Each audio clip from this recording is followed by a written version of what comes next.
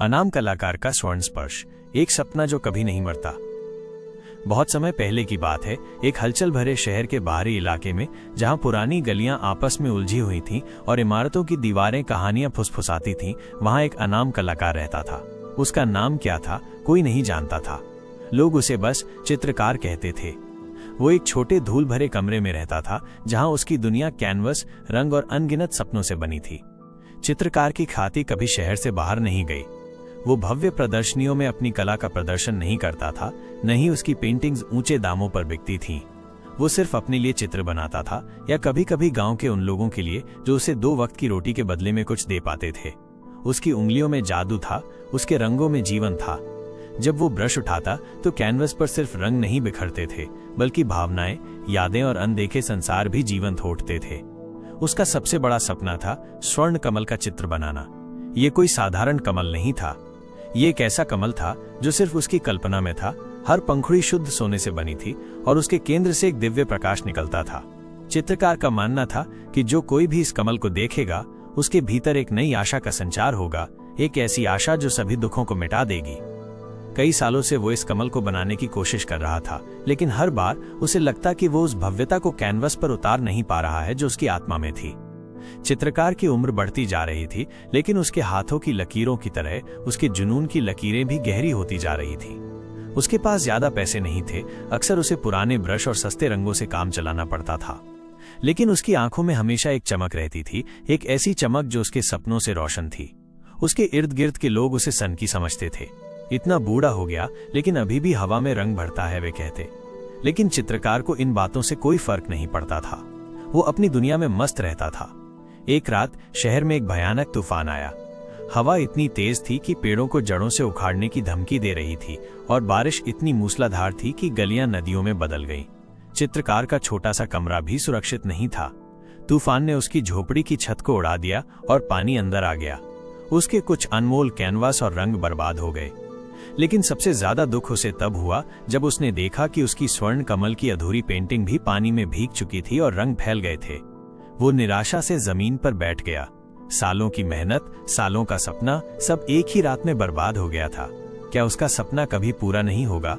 क्या वो स्वर्ण कमल कभी नहीं बना पाएगा? उसकी आंखों से आंसू बहने लगे, लेकिन वे आंसू सिर्फ दुख के नहीं थे, बल्कि एक अजीब सी थकान के थे, एक हार मान लेने की इच्छा के थे। अगली सुबह जब तूफान शांत हो गया और सूरज की किरणें बादलों को चीरती हुई निकली, तो चित्रकार ने अपने कमरे की टूटी हुई छत से आसमान को देखा। एक पल के लिए उसे लगा कि सब खत्म हो गया है, लेकिन फिर उसकी नजर उस अधूरी स्वर्ण कमल की पेंटिंग पर पड़ी। रंग फैल चुके थे, हाँ, लेकिन फैलने के बावजूद उनमें एक अजीब सी चमक थी। पानी ने रंगों को एक नया रूप दे दिया था, एक ऐसी धुंधली चमक जो पहले नहीं थी। वो उठा, उसने पेंटिंग को उठाया। उसने देखा कि कुछ रंग आपस में घुल मिल गए थे, जिससे एक नया रंग बन गया था, एक ऐसा रंग जो सोने और पानी के मेल से उत्पन्न हुआ था। ये शुद्ध सोने से भी ज्यादा खूबसूरत था। ये जीवन का सोना था जो मुश्किलों और आंसुओं से पैदा होता है। एक नई ऊर्जा उसके भीतर जाग उठी। उसने तुरंत अपने बचे हुए रंगों और ब्रश को उठाया। उसने फटी हुई पेंटिंग पर काम करना शुरू किया, लेकिन इस बार उसने अपने सपने को उस तरह से बनाने की कोशिश नहीं की जैसा उसने हमेशा चाहा था। उसने पानी से फैले हुए रंगों को एक नया रूप दिया। उसने दरारों को भरा नहीं, बल्कि उन्हें अपने डिजाइन का हिस्सा बना दिया। उसने अपनी कला में तूफान की शक्ति और अपने आंसुओं की गहराई को शामिल किया। वो कई दिनों तक बिना रुके काम करता रहा। उसने अपनी सारी बची हुई ऊर्जा, अपनी सारी आत्मा उस एक चित्र में डाल दी, और अंत में वो दिन आया जब उसने अपना ब्रश नीचे रखा। उसके सामने अब स्वर्ण कमल का चित्र था, लेकिन ये वैसा कमल नहीं था जैसा उसने हमेशा सोचा था।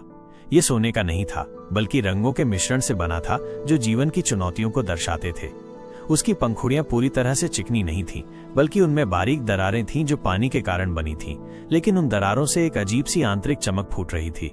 कमल के केंद्र से निकलने वाला प्रकाश भी अब सिर्फ सुनहरा नहीं था, बल्कि उसमें इंद्रधनुषी रंग थे, जैसे आशा की अनगिनत किरणें।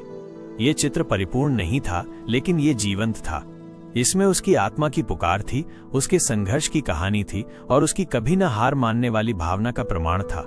ये स्वर्ण कमल अब सिर्फ एक सपना नहीं था, बल्कि एक वास्तविकता थी जो उसके जीवन के हर उतार चढ़ाव से गुजरकर बनी थी। शहर में एक बड़ा मेला लगा। चित्रकार, जिसने कभी अपनी कला का प्रदर्शन नहीं किया था, पहली बार अपनी स्वर्ण कमल पेंटिंग को लेकर मेले में गया। उसने उसे एक छोटे से स्टॉल पर रखा जहां से बहुत कम लोग गुजरते थे।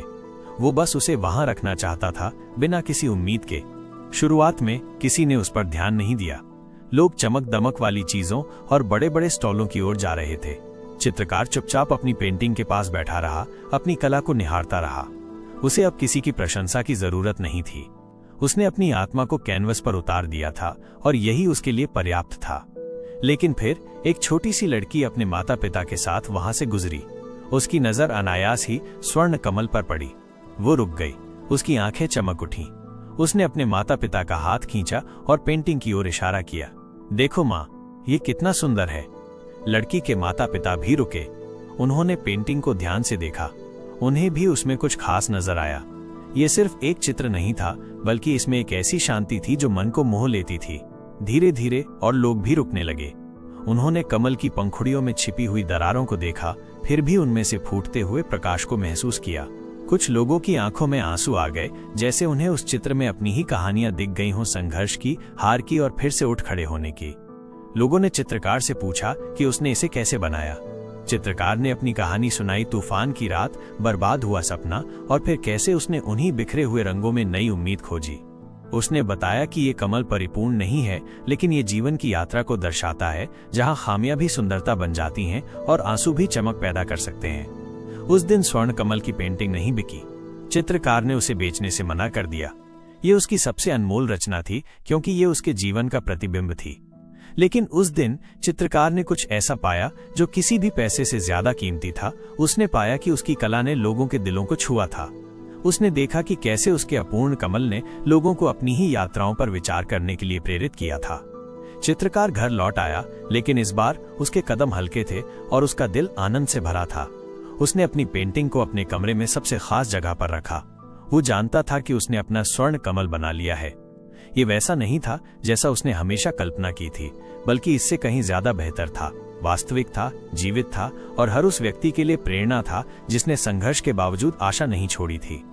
और उस दिन के बाद शहर के लोग उसे अनाम कलाकार नहीं, बल्कि स्वर्ण कलाकार कहने लगे। उसकी कला ने उन्हें सिखाया कि सपने कभी मरते नहीं, वे बस रूप बदलते हैं और सबसे गहरी सुंदरता अक्सर वहीं छिपी होती है जहां हम सबसे कम उम्मीद करते हैं।